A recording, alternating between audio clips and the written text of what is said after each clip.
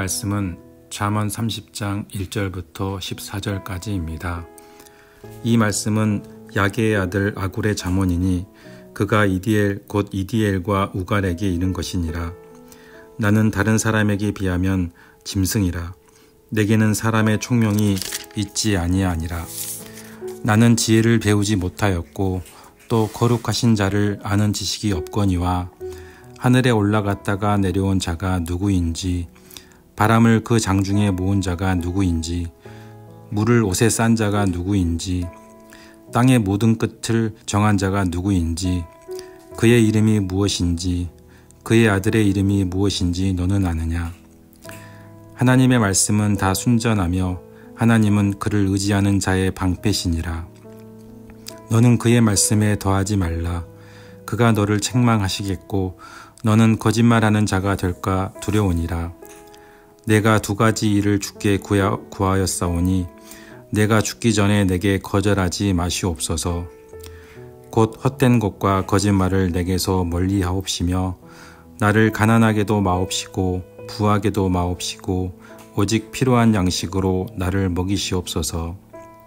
혹 내가 배불러서 하나님을 모른다 여호와가 누구냐 할까 하오며 혹 내가 가난하여 도둑질하고 네 하나님의 이름을 욕되게 할까 두려움이니이다. 너는 종을 그의 상전에게 비방하지 말라. 그가 너를 저주하겠고 너는 죄책을 당할까 두려우니라. 아비를 저주하며 어미를 축복하지 아니하는 무리가 있느니라. 스스로 깨끗한 자로 여기면서도 자기의 더러운 것을 씻지 아니하는 무리가 있느니라. 눈이 심히 높으며 눈꺼풀이 높인 들린 무리가 있느니라.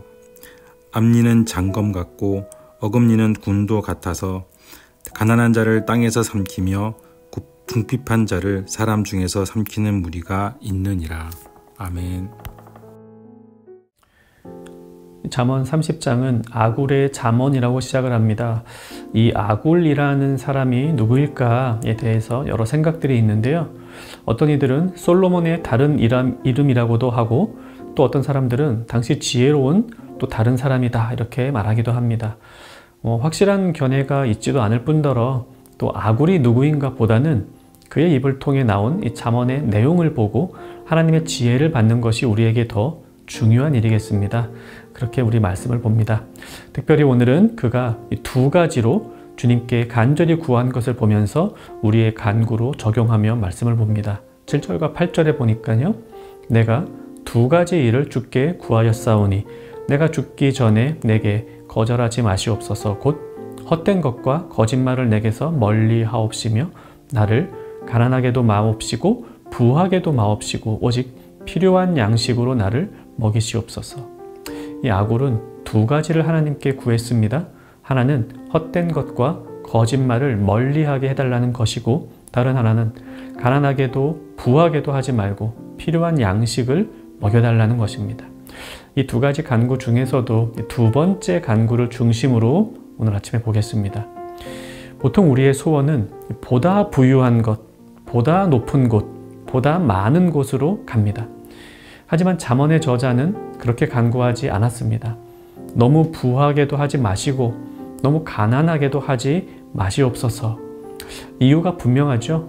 너무 부해지면 하나님께서 나를 이렇게 부하게 만들었다는 사실도 잊은 채로 살아갈까 두렵기 때문입니다. 반대로 너무 가난해지면 남의 것을 탐내게 되지 않을까 두렵기 때문입니다.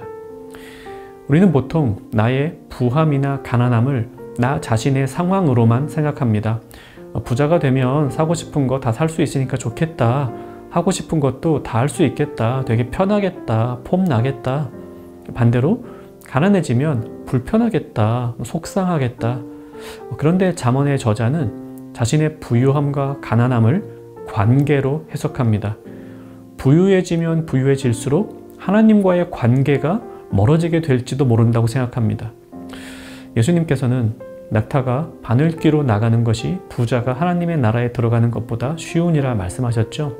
이 부자가 되는 것이 죄악은 아닙니다. 하지만 많은 부를 축적하다 보면 그 부를 유지하고 싶어 하죠.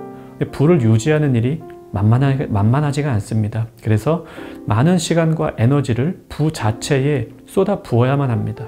그러다 보면 인생의 목표가 부를 유지하고 혹은 더 많은 부를 쌓는 것으로 집중하게 되고요. 자연스럽게 하나님은 멀어집니다. 혹은 하나님 그분을 나의 부를 쌓아주시는 분 정도로 생각하며 오직 부를 위한 기도만 하게 됩니다. 예수님은 그것을 경고하시는 겁니다. 이 부자가 되는 순간 천국행이 막힌다 라는 것이 아니라 부자가 되기 위해 살아가는 사람은 하나님과 필연 멀어지게 된다는 경고입니다. 오늘 잠언 말씀도 그렇습니다. 부유해지면 하나님과 멀어지게 될까 봐 그는 자신을 부하게 만들지 마시라고 강구합니다. 가난함 역시도 타인과의 관계에서 말합니다. 가난해지면 타인과 비교를 하게 됩니다. 저 사람이 하는 일을 나는 왜 못하나? 저 사람이 가진 것을 나는 왜 못 가지나? 저 사람이 먹는 것을 나는 왜 못 먹나? 이런 비교의식은 탐욕으로 이어집니다. 예수님은 탐심을 물리치라고 강하게 명하셨습니다. 삼가 모든 탐심을 물리치라. 사람의 생명이 그 소유에 넉넉한 데 있지 아니하니라. 이 탐심은 내 소유의 부족에서부터 시작해서 남의 것으로 눈을 돌리게 만듭니다. 그래서 결국에는 잠언의 저자가 걱정하는 것처럼 남의 것을 도둑질하는 데까지 이어지게 합니다. 그래서 그는 그런 시험에 빠지지 않도록 자신을 너무 가난하게 만들지 말아달라고 간구하는 것입니다. 예수님은 우리에게 기도를 가르쳐 주시면서 이렇게 기도하라고 하셨습니다. 오늘 우리에게 일용할 양식을 주시옵고. 일용할 양식은 그야말로 하루 먹기에 충분한 양식입니다. 1년치 양식을 달라고 기도하면 더 좋을 것 같은데 그렇지가 않습니다. 하루 먹을 것으로 족하며 살라 하십니다. 대신 그 양식이 없어서 우리에게 탐심이 생기지 않기를 또한 간구해야 하겠죠. 우리도 잠언의 저자처럼 너무 부하지도 너무 가난하지도 않은 일용할 양식에 감사하며 하나님 한 분을 끊임없이 의지하고 또 탐심을 물리치는 그런 삶을 살아갈 수 있도록 간구합시다. 말씀 생각하며 기도하겠습니다. 하나님 없이 부하게 살지 않게 하옵소서. 탐심이 생기지 않는 그런 삶을 지켜주옵소서.